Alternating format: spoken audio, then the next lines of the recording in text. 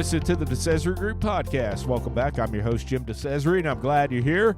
Our guest today is Jeff Meisel, Bowling Green City Manager. Jeff began his career with the City of Bowling Green in 2002 as City Treasurer, was promoted to Chief Financial Officer in 2006, and became City Manager in 2018. Only the sixth City Manager in Bowling Green's history. Jeff is a graduate of Bowling Green High School and holds a bachelor's degree in accounting, as well as a Master of Professional Accountancy degree from WKU, and he became a certified public accountant in 1998 and still maintains that certification. Here's my conversation with Bowling Green City Manager, Jeff Meisel. Jeff, welcome to the DeCesare Group Podcast.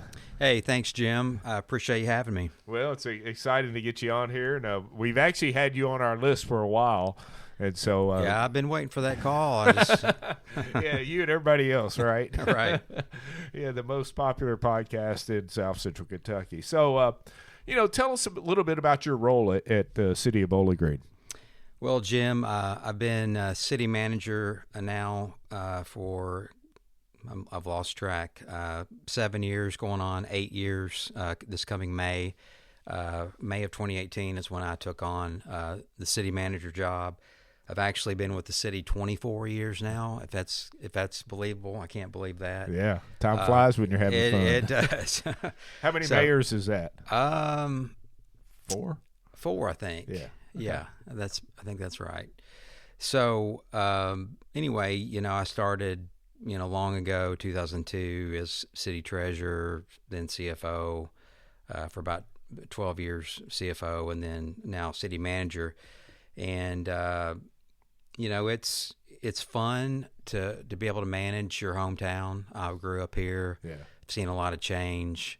Probably the hardest job I've ever had, but the most interesting and the most fun. Yeah. Because it's something different every day. I bet it is. I grew up I had an accounting background, and I don't have to push the pencil anymore and crunch numbers as much. So you have someone doing that for you now. Yeah, that's right. It's been a nice change, but I enjoy it.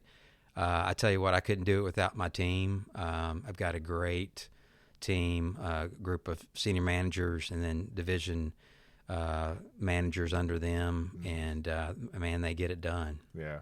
Amy and I have lived here since 92, so we're going on 34 years. Mm-hmm. And the change in Bowling Green has been amazing. It's unbelievable. And of course, we'll talk more about that here in a few minutes. Talk about how many departments and how many employees there are at the city. Well, the city's made up of 10 departments, and I would give credit to our organization, credit to City Manager Chuck Coates for creating the organizational structure that we still work under. We've tweaked it a little bit over the years. We've merged a department here and there, or eliminated a department. But for the most part, mostly 9 of those 10 departments have not changed since they were, put together years and years ago. And, my predecessor tweaked a few things as he came in, and I've tweaked a few things too. But you just got to roll with the punches and make changes when necessary. Yeah. So how many employees total? Oh, man. As of this current budget, we're at 589 full-time employees. When I came on back 24 years ago, we were at 397, just under 400. So almost a 50% increase. Yeah. Most of those, though, have been in police and fire. Yeah, I was going to say, that includes police and fire. And of that 589, I think I'd say close to half of that is police and fire. So it's those big. are your two biggest areas? Absolutely. We've got to keep that our number one priority. Sure. If you don't have a safe community, you don't have a good community at all. It's a foundation. So I mean, even like I was mentioning, when we moved here, I think the police department was still in that old house downtown. Yeah, you're probably right. Yeah. The Paxton House, and then even the one on College Street was a police station when I was growing up, right next to City Hall. So it's been a while. It has. A lot of changes. A lot. So how does it compare now to when you started? I mean, obviously you've almost doubled the employees. Of course, the size of the city has doubled as well. Yeah, I think a big challenge now is everything moves at warp speed. In 2002, I don't know that we were that far along with the internet and, texting, emails. You've got all that going now, constantly 24/7. It just moves things along so rapidly. I'm not typing a memo to Jim DeCesare that I'm going to stick in, the interoffice mail anymore. It's either a text or email, and that's our city is probably, we're the fastest growing city in the state. I believe we'll still be there next census, most likely, but with that comes just everything just gets fast forwarded, and just the speed of things is a lot faster now than it used to be. So, as city manager, what is your job? I mean, you're managing the city. Of course, we have a city manager form of government. Explain how that works. Well, I'm the hired gun to run the city. So I guess you could compare me to a CEO, where I have a board of directors to report to. Which would be the city commission. Which would be the mayor and the commissioners, board of commissioners. You could say the mayor is the chairman of the board in a way, but they all have equal saying. So I can't, just go with one or the other with what they're wanting me to do. It's always got to be count to three. Yeah. And so, but once I get those 3 votes, it's on me to carry out what they decided to do. It is my role each year to put together a budget for them to review and accept and adopt. And so that's one of my biggest responsibilities, you each year.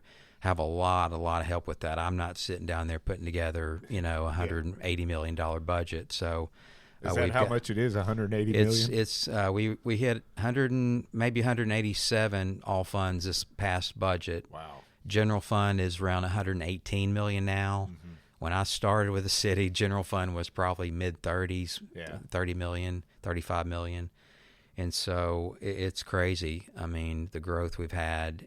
But, on a daily basis, I rely heavily on my 9 department heads to run their businesses, run their shows. And I try to stay out of their way. I'm there if they need me.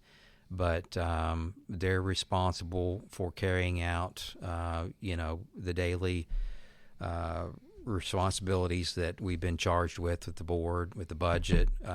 Any ordinances were adopted, municipal orders. And so I'm kind of air traffic controller and whatever you want to call it. So yeah. You're the CEO. Right, yeah. So your 9 departments, police and fire, 2 separate ones? That's right. Public Works. You got it. All right. Parks. You're doing good. Let's see. I'm out after that. Neighborhood Community Services. All right. That's forgive me for saying this is kind of our junk drawer department. It's got a lot of things in it: grants, animal control, housing, code compliance, a lot of different things in it. Right, so that's 5. That's 5, and then you go more internal. You got finance, HR, IT. We've got an in-house law department, in-house city attorney, and then the 5th one or the 10th one you count is the city manager's office. Okay. And inside my office now it's kind of managed by the assistant city manager, Katie Schaller Ward. She does a great job. We've got public information. We've got the broadcasting team. Mm-hmm. And then we've got internal auditor that's in our office. So, but the big 4: parks, big 4 are always public works, police, parks, fire, police, fire, parks, public works, and the rest is more administrative, making sure that support. The mechanism is running efficiently. Now, the neighborhood community services is pretty front facing on on the front lines. We also have, Leda Becker, our international liaison. We converted that position to more of a community engagement coordinator, manager type position, where she's coordinating anything and everything out there in the neighborhood groups and the international community. So in the community department, What are some of the things that they do? I know I went through a program, 20-something years ago. I think it had to do with trees or something. But, you know, there's a lot of – you call it the junk drawer, but there's a lot of different things that go into that. A lot of important things. Yeah. You've got our downtown coordinators in there too, Talia Butler. Yeah. We've been on the podcast. Yeah, she does a great job. That was a really good position that we created a couple years ago to get the downtown moving. We've got, I heard we got 250 events a year pretty much going on downtown now. That's amazing. It is amazing. We've come a long way there. Of course, we did the Entertainment Destination Center, the Entertainment District a few years ago. That's gone well for us. But besides that, you know, we've got we've got a accredited code compliance division now. And when you get accredited, that's a big deal, Jim. I mean, it's basically saying that you are following best practices in everything you do. I think it's the only one in Kentucky that's accredited code compliance.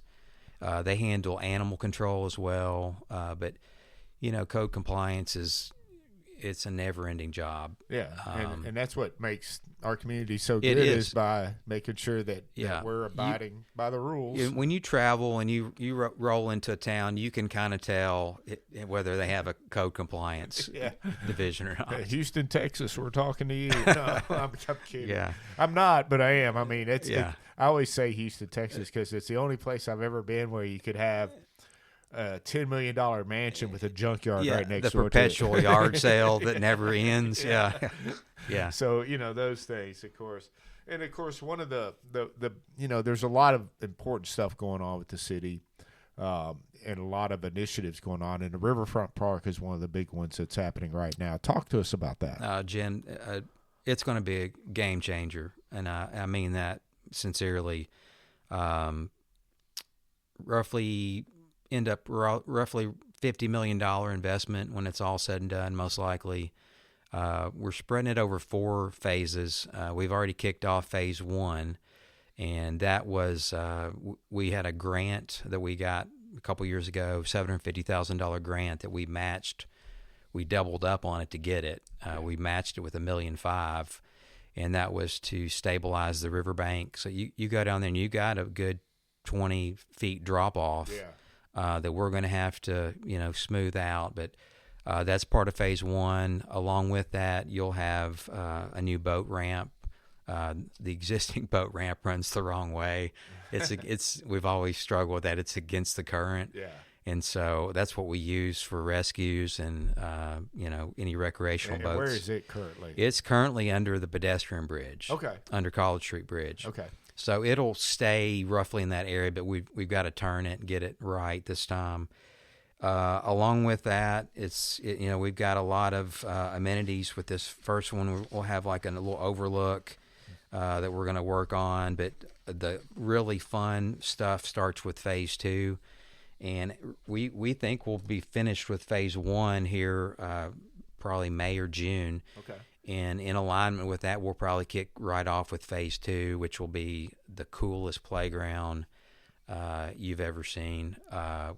Very unique features. It'll have some waterfalls, water fountain, spray ground kind of thing.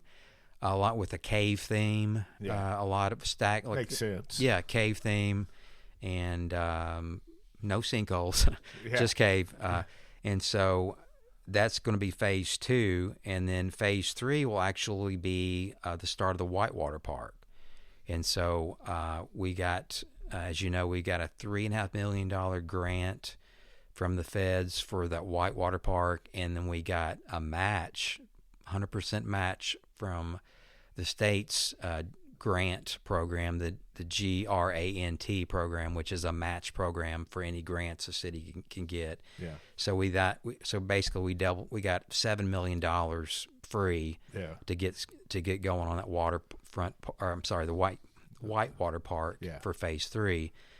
And then we cross over River Street and go east, and that's where most of our acreage is. We've got roughly 58 acres on that east side of River Street, where a lot of the mountain bike trails are right now. Yeah. And so That phase will probably be our biggest, most expensive, but we'll have a tree. We've got a tree canopy walk planned over there. We'll have a really big open area for any festivals, events, concerts that you want to have. And there's already like a walking trail. There's around already some of that space. a lot of trails. Yeah. We've actually got a connection underneath River Street already that we did a year or two ago with a little bike pedestrian bridge that crosses over a little gorge. So it's going to be so cool. Once you get over into that area with the canopy, a lot of that's floodplain. We can't do a lot with it over there. It'll flood when you know we get a lot of rain. But we're going to do some stuff over there that'll really be nice. You'll be walking, from urban downtown, and you cross that College Street Bridge into I would call it an oasis, an escape.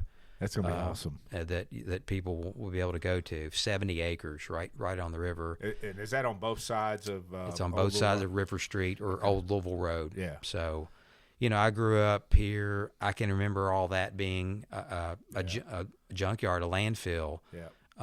We lived north of the river up in the county, and I can remember when I was a kid, we'd drive across that College Street Bridge, and I'd look over there and I'd see old refrigerators and stoves just laying down in that landfill. No code enforcement. But that's all been closed years ago. Right. We're all in compliance with that.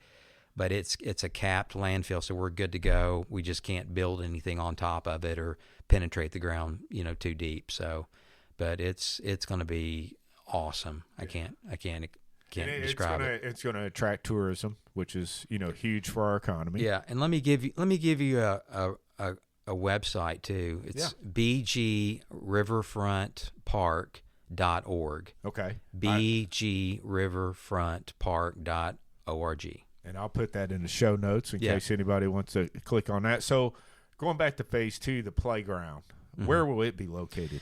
It'll be on up the hill a little ways, more toward up the old Louisville Road direction, and then you'll have also, as part of phase 2, you'll have another open area where someone wants to pull in with a stage like your band. Yeah.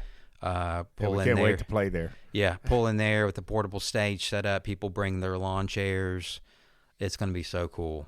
So, I feel like we've kind of, or we will soon outgrow a Circus Square Park, for concerts in the park. So this could be the next destination to have those. Yeah, we outgrew Fountain Square Park. Yeah, we sure did. Yeah, we're now at Circus Square, so maybe we sure in did. the future. I know this Riverfront development.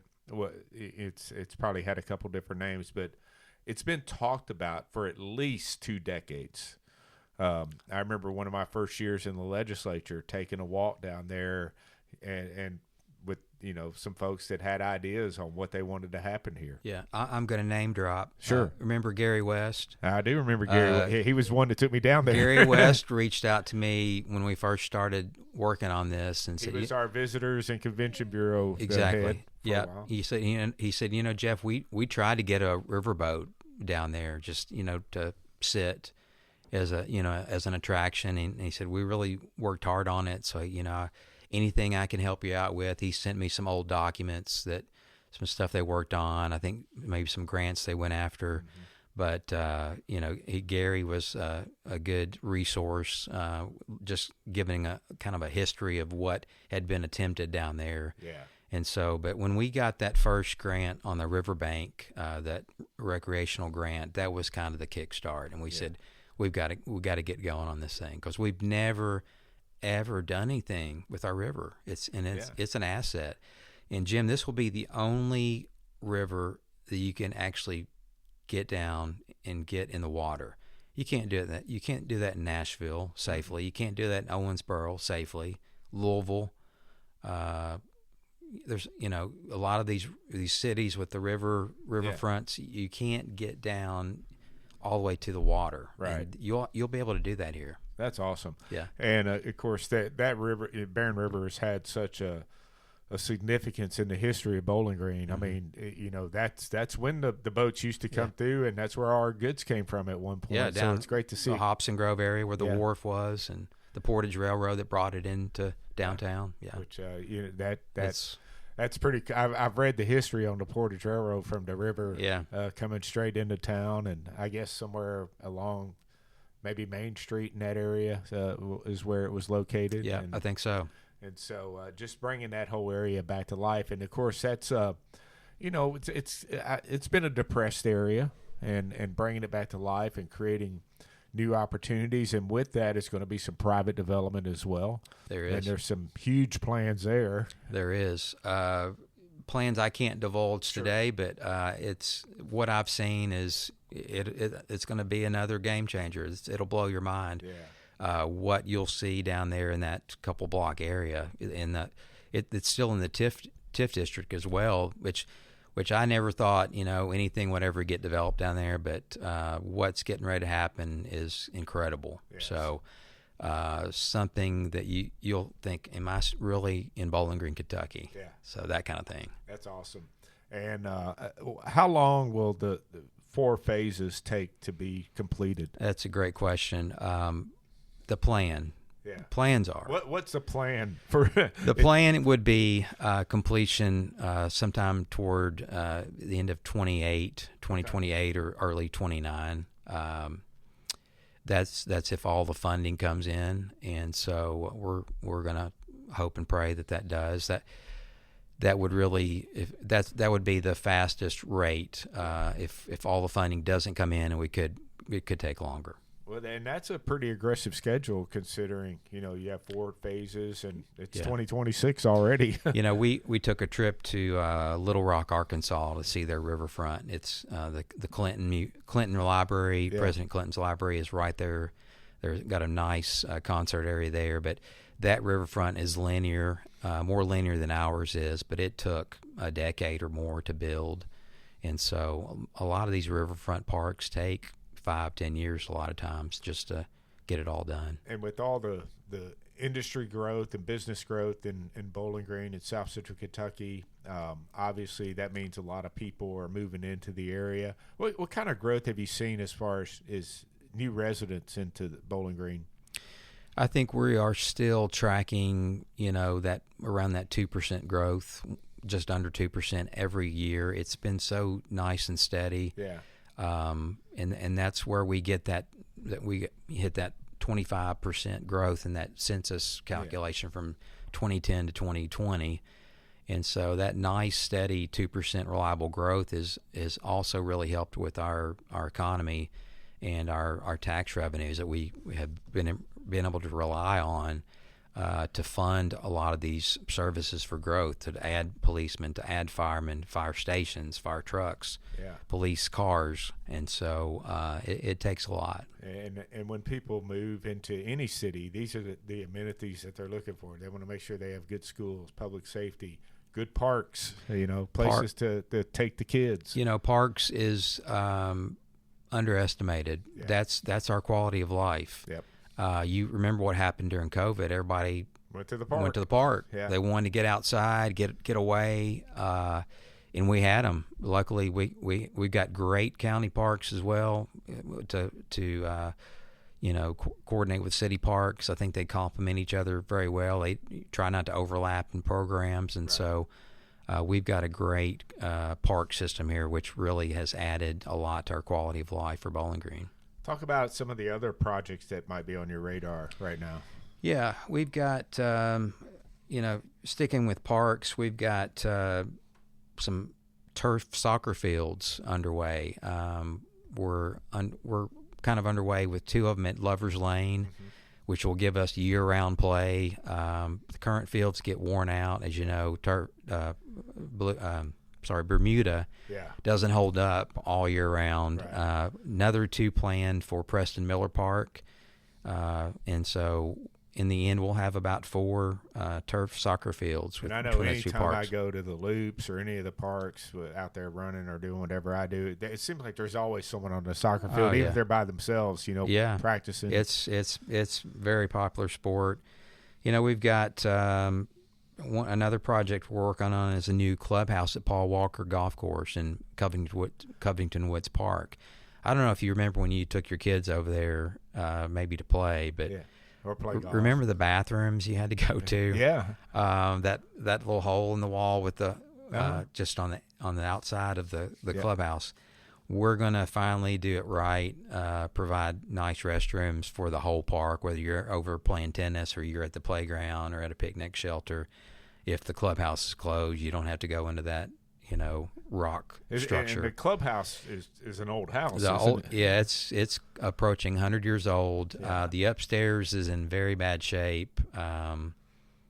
It's not safe to even walk up there, and so we looked at trying to save the facade of the house, but the way it's set too low. We've had water issues over there for many, many years. Every time heavy rains, the parking lot sets above the house. It all runs into the house. So we're going to get that right. But we'll repurpose a lot of that stone on that house around the new clubhouse, and it's going to look really nice and fit the neighborhood. Yeah. What's the time frame on that? Well, we were hoping to break ground on that this spring.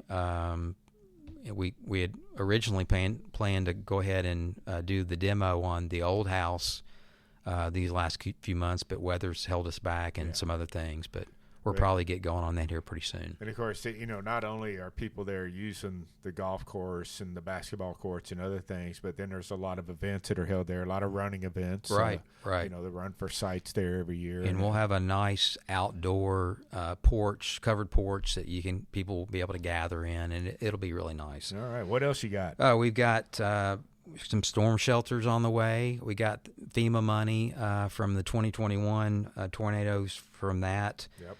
We're going to put those in some parks. Just more roads, more paving. We've got, see my list here. We've got Station 9 fire station underway to plan. We're trying to get land for that nailed down. And what area would that go we're in? trying to cover the Russellville Road southwest side. That's where we have some response times that we don't very well, that are a little longer than we need. The Cave Mill Road project is still going. That's a state-funded project. We're trying to widen that thing to make traffic flow there. That Small House Cave Mill Road intersection, we're going to put a nice roundabout there to get traffic moving there. Because have you ever been there at 5 o'clock or?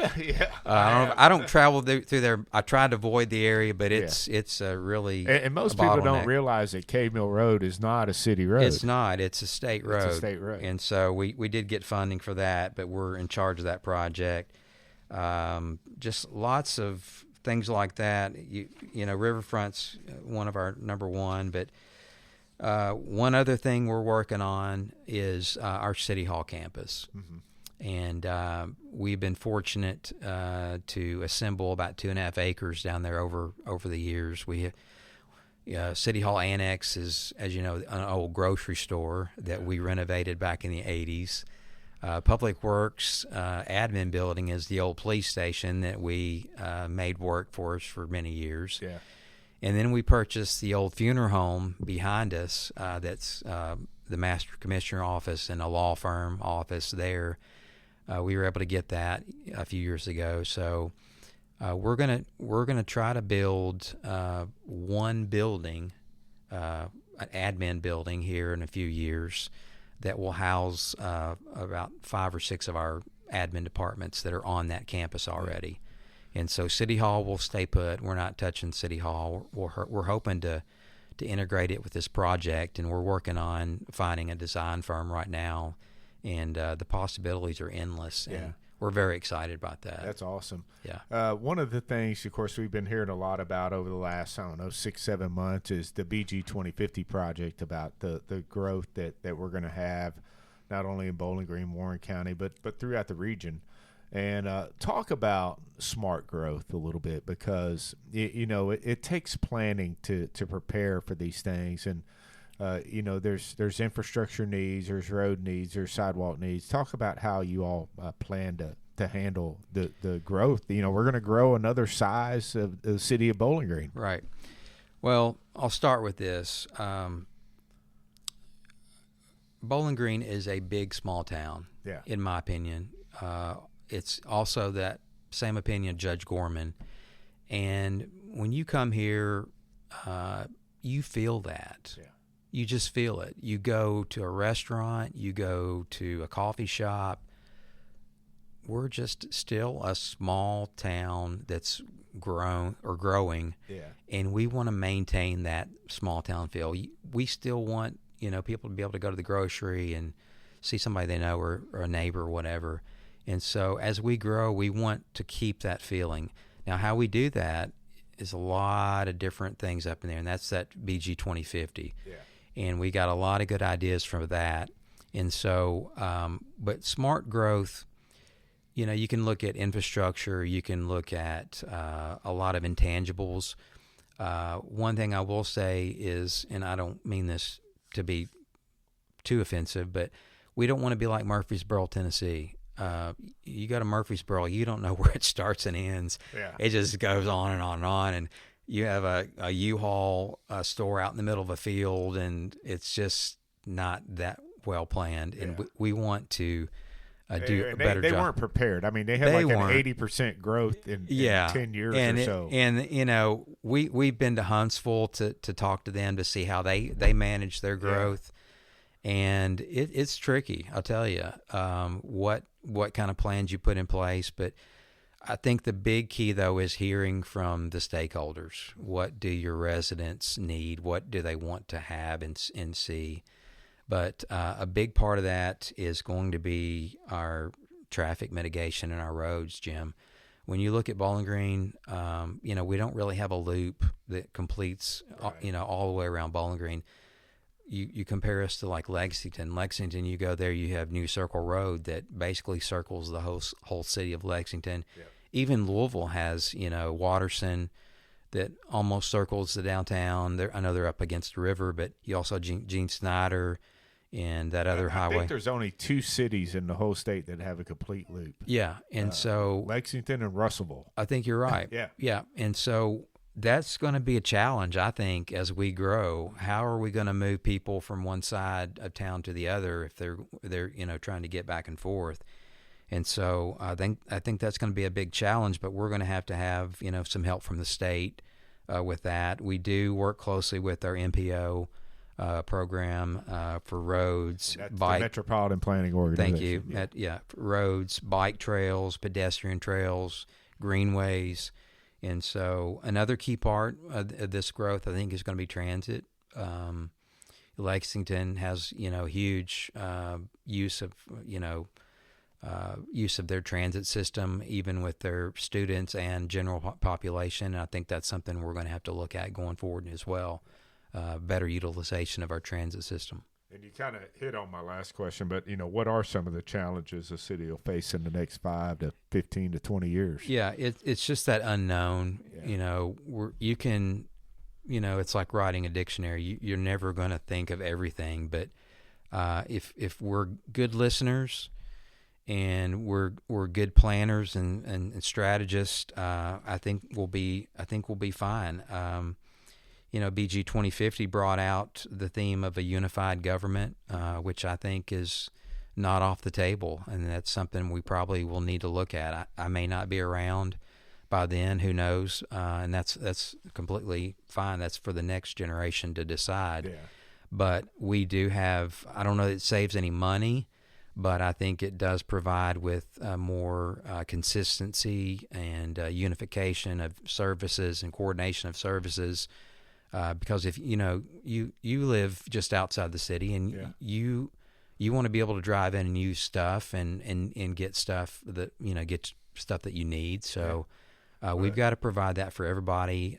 If you're working in the city, you're paying city taxes, the withholding tax, and so maybe it's time for that to be you to have a voice. Yeah, and one of the things I've noticed, of course, I live in the county, but the house behind me is in the city, in the annex, Right. And, when people don't understand that if they're in these big neighborhoods and they're in the county, they're not getting the city services that, those in the city get, like leaf pickup. Right. Right. That's one we hear about in our neighborhood every year. When they're coming to pick up leaves, they aren't. Right. That's true. There are a few extras that you get with living in city annexed areas, and what's confusing is the taxes with the city schools and the county schools and where you live, and the city tax being a worked-in tax and the county school tax being a lived-in tax. It can be confusing to people moving in, so we try our best to help. That's on down the road for someone else to figure out. Exactly. Yeah. Anything I left out that I didn't ask you about? I can't really think of anything else, but just the fact that we are very excited about the way things are moving. It's, as the judge has said, privilege has pressure. Yeah. I think if I said that right, but we are still all one team. And, I was with a group from Graves County that came last week to the chamber. We all work together, and that's kind of our secret sauce. Our utilities, our schools, our medical facilities, city, county, planning and zoning, chamber of commerce, we're all in this together. And I think that's what has gotten us where we are. And that's been the way it's been for a while now, for several decades. And there's a lot of communities, some close by, that don't have that relationship. Yeah, very close by. Yeah. And so I think that's something we've got to keep together going forward. All for one for all kind of thing. Well, Jeff, thanks for being on the DeCesare Group Podcast. Thank you, Jim. Thanks again to Bowling Green City Manager Jeff Meisel for being our guest on the DeCesare Group Podcast. Hey, if you like what you hear, please share it with a friend, and don't forget to subscribe wherever you listen to podcasts. Leave us a review and share your feedback with us as well. You can also follow the DeCesare Group across all of our social media platforms: Facebook, Instagram, LinkedIn, X, and YouTube. And you can subscribe to our weekly newsletter, SOKI, Economic Development and Business News, by going to our website, thedecesaregroup.com. The DeCesare Group Podcast is produced by the DeCesare Group, a public relations and consulting firm based in Bowling Green, Kentucky. Our managing engineer is Justin DeCesare, with content contributions from Brooke Mattingly. The DeCesare Group Podcast is researched by Amy DeCesare. I'm Jim DeCesare, inviting you to join us again next time for the DeCesare Group Podcast.